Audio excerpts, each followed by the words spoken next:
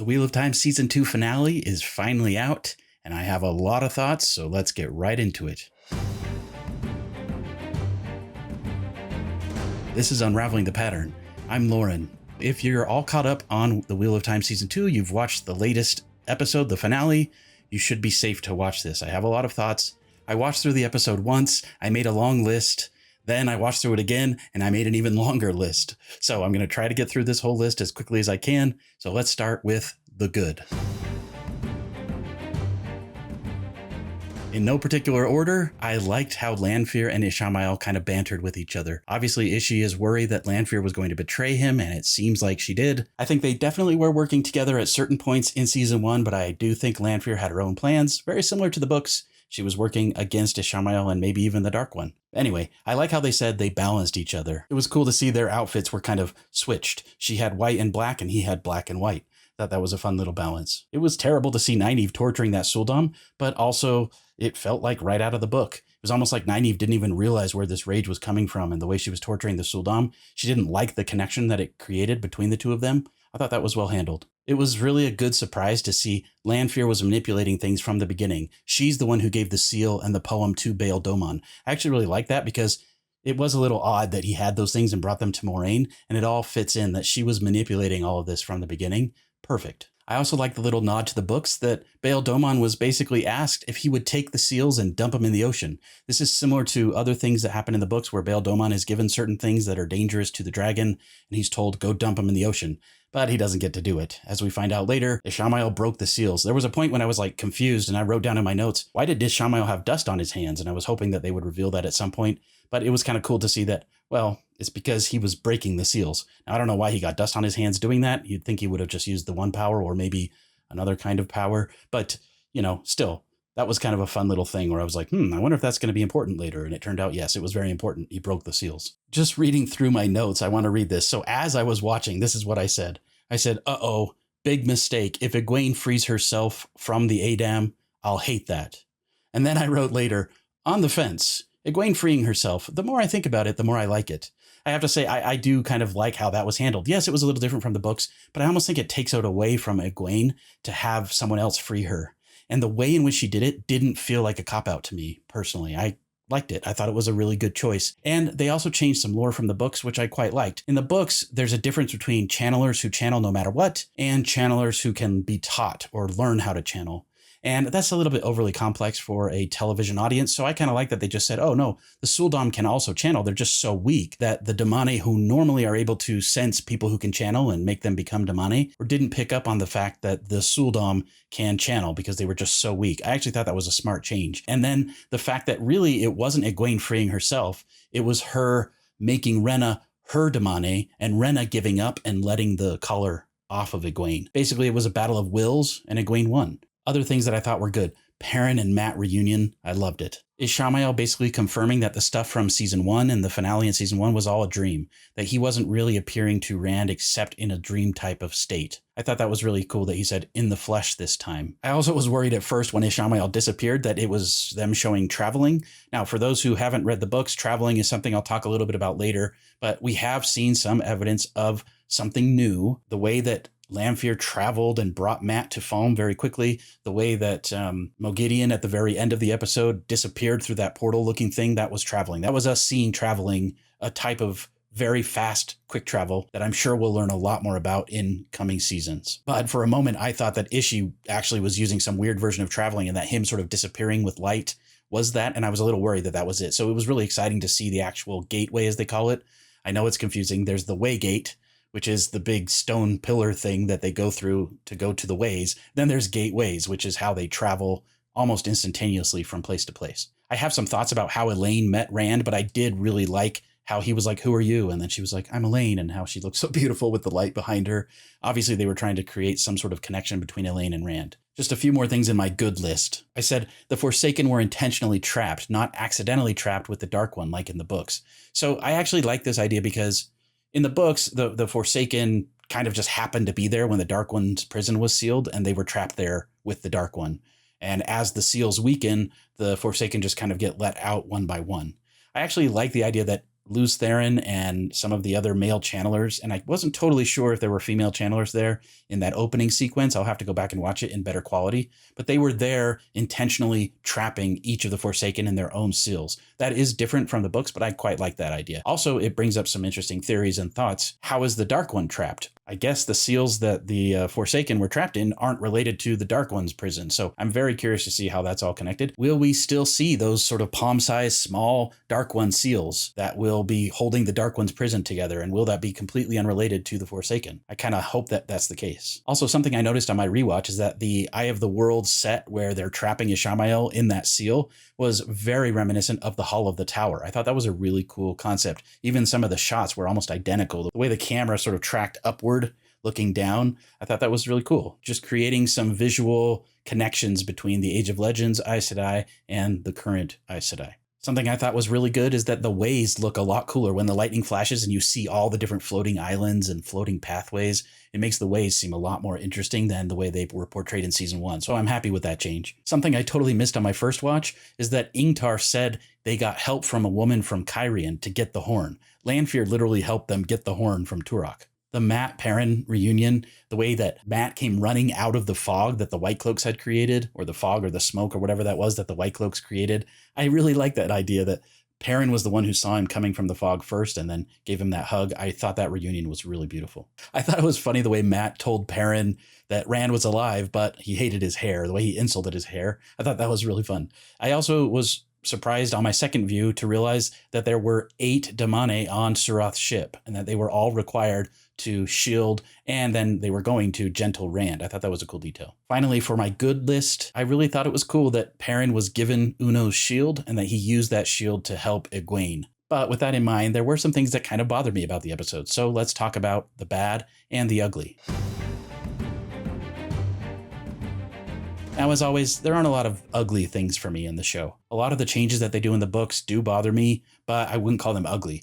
I'd call them bad or even just nitpicks. So let's go through my bad list. By far, the thing that annoyed me the most was that there was literally one scene where Rand, for some reason, had a heron mark on the hilt of his sword. He hasn't had a heron mark on the hilt of his sword at any other point in the show. It was only there at the moment when he approached Turok, and that really annoyed me. And I wondered why they did that, and then I realized Turok says, "You have a heron marked sword." He had to recognize that this sword on Rand's back had a heron mark. But to me, they could have done this so much better in so many different ways. What they should have done is they should have had Rand draw the sword, focus in on that heron mark on the blade as a way to remind the audience there's a heron there, because they never did that. The only time they ever focus on that heron on the blade is in the very first episode when Tam pulls it out. That's the only time that they focus in on that heron on the blade. Then when Rand stabbed Ishamael, he grabbed that part of the blade to push it in. So they should have focused on that. The fact that it was sort of like steaming on his hand and creating a burn mark on his hand. They did focus on the brand afterwards, but it just kind of bothered me that they have this heron there just so that Turok's like, "Oh, I see you have a heron mark blade on your back." They could have done that differently. I'll talk more about this in the surprised section, but I was surprised and I liked the way that Rand killed Turok. I thought that was actually more realistic and I thought it was really cool, especially because, as we've talked about many times, Rand needs more heroic moments. Rand just continually is not being given these heroic moments, that they're almost all being given to either Nynaeve or Egwene. Now, talking about Nynaeve, she was kind of a dud this episode, let's be honest. I don't think they know what to do with Nynaeve. It's like they made her so overpowered in season 1 that they have to give her even more of a block. And they said at one point in this season that Nynaeve doesn't just channel when she's angry, she also channels when she's scared. And yet she's been scared the last couple episodes and still can't channel. I don't know. And then there was that thing in episode 6 where Rima kind of helped her get through her block and channel, and yet she can't do that again. I don't know. It's like they don't really know what to do with Nynaeve, and they're kind of putting her on the back burner. And to me, it's sad because Nynaeve had one of the best episodes this season with the whole accepted test, and then she kind of has done hardly anything this whole season. I would have loved it if Nynaeve did, in that moment, calm herself down, or even get herself angry and channel and help Elaine. And then if she had pitched in with Egwene and Elaine to help shield Rand, I think that would have been a lot more realistic. It was just a little too much to see Egwene stopping Ishamael, one of the chosen. He even said that, "You can't do this, I'm one of the chosen," or whatever he said. Like, yeah, exactly. Egwene is powerful, but she isn't that powerful, especially not yet. And so, I don't know, that rang a little hollow to me. Now, it was cool to see Perrin show up with the shield to help with all of that. But yeah, I don't know. I feel like they could have either had Rand be a little bit more powerful, maybe break free from the shield and hurt some of the Damane, Or they could have done something more to make that more realistic by having the girls link together like they did at the end of season 1 and stop Ishamael in that way, at least temporarily, until Rand was able to have that shield broken. On my first watch of the show, I tend to get this anxiety when I'm watching. I was so hopeful that we would see Flicker Flicker, the portal stone alternate reality stuff. And I know people are going to say in the comments, what's Flicker Flicker? You always talk about Flicker Flicker. Well, basically it's a scene that happened in book 2 where Rand channels in the wrong way through something called a portal stone. And it causes him to experience like thousands, if not infinite lives, where he constantly loses against Ishamael. He loses over and over. And at the end of each of these alternate visions or lives that he lives, he hears a voice say, I have won again, Luz Theron. So that's what I mean when I say the Flicker Flicker. It's a really cool moment that shows that there are all these alternate possibilities and that the Wheel of Time is sort of infinite in the possibilities and that their choices really do matter. It's also a really great moment for Matt's character because Matt is there with Rand in that moment in the book. And Rand channels into the portal stone. It goes haywire. And people like Ingtar, Matt, Perrin, they all experience these infinite lives where they fail. And Matt turns to Rand after that experience and he says, Rand, I hope you know I would never actually betray you, implying that Matt had all these lives where he betrayed his friend. So it's a really cool setup to me. I also think it's very important to the ending of the series, but there are people who will say, the Flicker Flicker thing, it's neat, it's interesting in book 2, but it's completely unnecessary. And obviously they've decided that's true for the purposes of the show. But I'm sad to see that go because to me, that's one of the things that really expands the lore and the mythology of the show. And it makes the Wheel of Time seem almost sci-fi in nature rather than fantasy. And I think it's just a really cool thing. That being said, as I'm watching the show, as a book reader, my anxiety builds and I'm like, oh no, they're not going to do that thing I was anticipating. And I've realized that a lot of the time when I have negative reactions to the show, it's not because I didn't like what they did. It's because they left out something I wanted to see from the books. And they leave out so much. I mean, the books are just so deep. Robert Jordan's lore and mythology is so deep, and they just can't possibly include it all. And I'm really impressed by the things that they do include in the show, but I just want more. I think that's the bottom line. I just want more. I want more episodes. I want more runtime. I was sad to see the runtime for the finale was shorter. And not only was it shorter, but they brought the opening title sequence back in, which I love, by the way. I think the opening title sequence was great to have in there again, but that just means that's like 1.5 minutes, 2 minutes of runtime dedicated to that instead of the show. And so then to see the episode is only about 1 hour and 6 minutes, including credits and the opening title sequence, it makes me nervous. So I get this anxiety. It builds up as I'm watching. I'm like, oh no, they didn't do the Flicker thing. I was holding out hope that they would do the Flicker thing with Lanfear and Rand in the ways, and that she would try to get Rand to use the ways to escape, and that he would panic and channel and they would have some sort of Flicker experience. Well, that didn't happen, and I was just like, okay, fine, it didn't happen. So Rand's in Falm, whatever. And then when I see that he has that heron thing on his sword and that it's never explained, I'm like, oh, well, maybe he's actually in an alternate reality or something. I have this brief glimmer of hope that maybe that's true.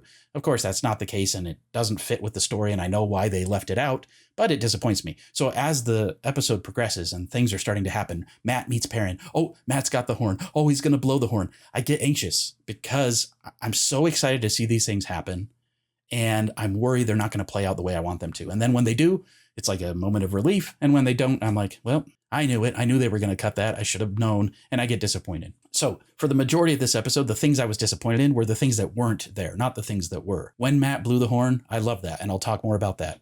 When Rand approached Turok, I got excited. Were we going to see a heron-marked blade moment? And then he did that Indiana Jones thing where Turok's flashing his sword and he just pulls out his gun or the one power and shoots everybody. And I thought that was funny, but I was also disappointed. And all of this anxiety and buildup and disappointment about what wasn't there, all of that aside, this was way better of a finale than the season 1 finale. And all the pieces were in place, and I really did like it. Now, on my first watch, I felt like this was a very rushed episode. On my second watch, it didn't feel that way. Maybe it's because I was pausing it more to take notes.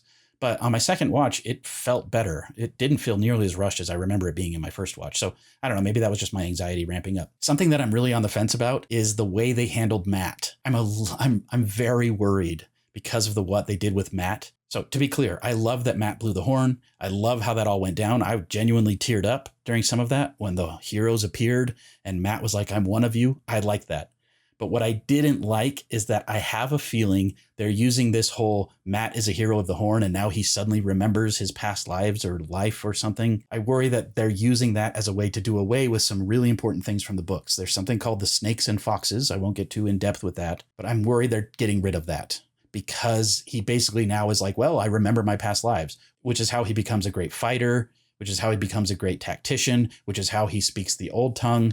There's a reason that he has these memories, but they're not the same as the way they did it in the show. And I don't want to get too spoilery about it, but I'm disappointed if they get rid of that snakes and foxes stuff and how Matt comes to gain some of the knowledge and old tongue memory that he has. I wish it was accurate to the books, and I still hope that there's a possibility of that, but I worry they're going to do away with some of that stuff and that this was kind of their TV show shorthand. I've said this before. There's a shorthand they do where they skip through things or they explain something in a more simple way than the books. And I understand why they do that. It totally makes sense why they do that. I just get disappointed because I want the depth of the books.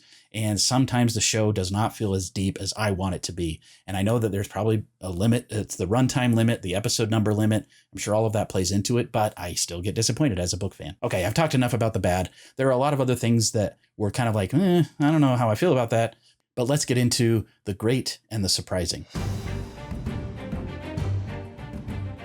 There were a lot of great moments in this episode, and there were some things that genuinely shocked me. I loved hearing people talk about the prophecies of the dragon. It's a little bit strange that Moiraine was so clueless about the prophecies of the dragon in season 1, and then a random guy like Dane Bornhold and the White Cloaks were like very aware of the prophecies of the dragon, but that's something I can forgive because we get the prophecies and I want to hear more of the prophecies. The way they set up the bannered across the sky and fire stuff, I'm really glad they did that. I loved when Moiraine admitted that Lan was her better. That she said, the reason I said what I said is because I've always seen you as my better. That really hit for me.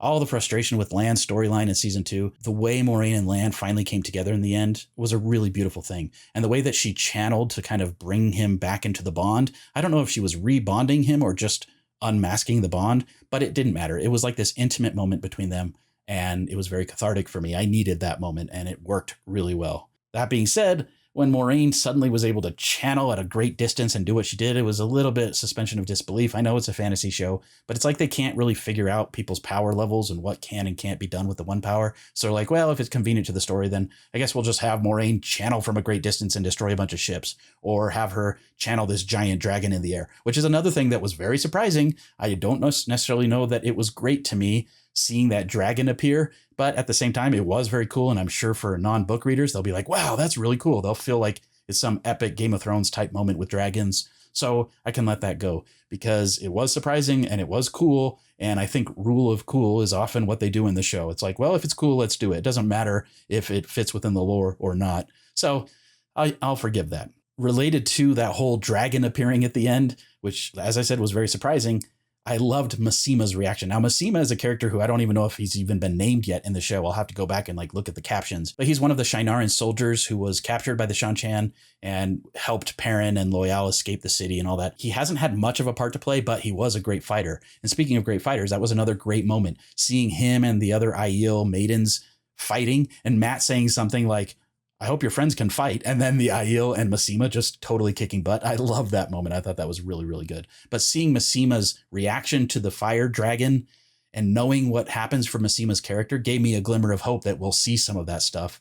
And so I really like that. Seeing Rand's heron-marked blade get burned through, just like it's described in the books, was very great to see. It was an exciting moment. And a very surprising moment was at the very end when Lanfear said, light help you, Rand al'Thor. That was so great for so many reasons. You know, there's a lot of question about whether or not Lanfear actually serves the Dark One. Yes, she made her oaths to the dark, but is she actually dark deep down? And I love that they're kind of toying with that.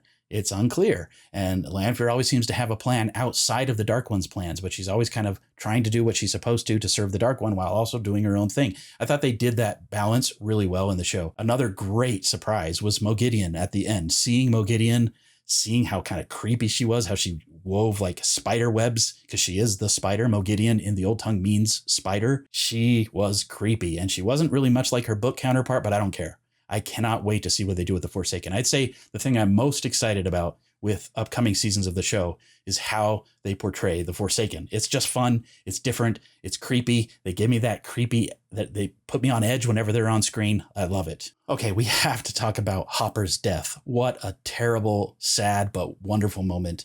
I really felt it when Hopper died. Seeing Hopper sort of float away in that vision was so beautiful. Yes, it's sad. When Hopper dies in the book, it's sad. But it's what sort of starts Perrin on his journey to become a wolf brother. Now, they kind of had Perrin become a wolf brother sooner and all of that. But anyway, I just love that scene. Of course, it's sad. Hopper is the goodest of boys, but he had to die for Perrin's storyline. I know it's sad, but I loved it. And I thought they did a great job with that. That was the moment I teared up the most. I have such a long list, you guys. I could go on and on and on. I think I need to do a live stream to really talk through all of the things that I loved and hated and disliked. I didn't really hate anything, but all the things that I disliked about season 2. The list of things I liked is a lot bigger, and I cannot wait to see where they're going. I agree with some of the articles and reviews that have been coming out. They're saying like the Wheel of Time's getting it right. They're doing adaptation right. I'm starting to feel that way. Now, I know some people in the comments are not going to agree. They're going to call it trash or woke or whatever, or just terrible or not good adaptation. I disagree. I think they're doing the best that they can under the circumstances. Yes, it feels like they're limited by budgets at times. I think the showrunner and the writers have different things they like from the books that other people like less. And so I think, for example, Egwene, it's clear they really like Egwene. Like, that's obvious. I want Rand to get more. I want Matt to get more. I want Perrin to get more, but it's still early. The story has so much to tell, and knowing what's coming in season 3 based on book 4, there are some epic moments for Perrin. If they do the Snakes and Foxes, Matt is going to be so awesome.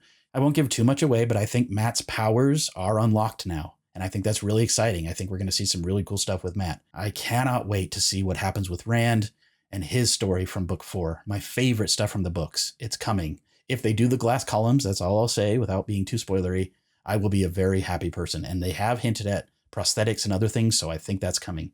So I still think these characters will get their chances to shine. Now, I want to talk about theories. I want to talk about mysteries. But this video's gone on long enough. And the nice thing is, now that the season is over, we've got lots of time to talk about theories and mysteries and foreshadowing and all the things. There were so many things I noticed. I will get my episode 8 Unraveled video done, hopefully in the next week or two. I have been burning myself out, so I need some time. Please be patient with me. Also, I haven't done my episodes 3 and 4 Unraveled videos yet. I promise they're coming. I will work on them, but I'm going to get my episode 8 Unraveled video done first. But there's still so much to talk about. I still want to do Watt 201 videos where I talk about things like the Shan-Chan and the difference between stilling and shields and all of that stuff. I still want to talk about all of that stuff. So lots of content to come. Thank you guys for tuning in. Thank you for all the new subscribers that have shown up. My channel is growing very rapidly, and I'm so thankful for you. I know it's partially because the YouTube algorithm has finally picked me up, and things are happening. I'm probably going to slow down, unfortunately, with my content. I just can't keep up making this kind of content. So, things will probably slow down, but please continue to watch my videos and like the videos and subscribe. I really appreciate it. Thank you for watching. Until next time, let the dragon ride again on the winds of Prime.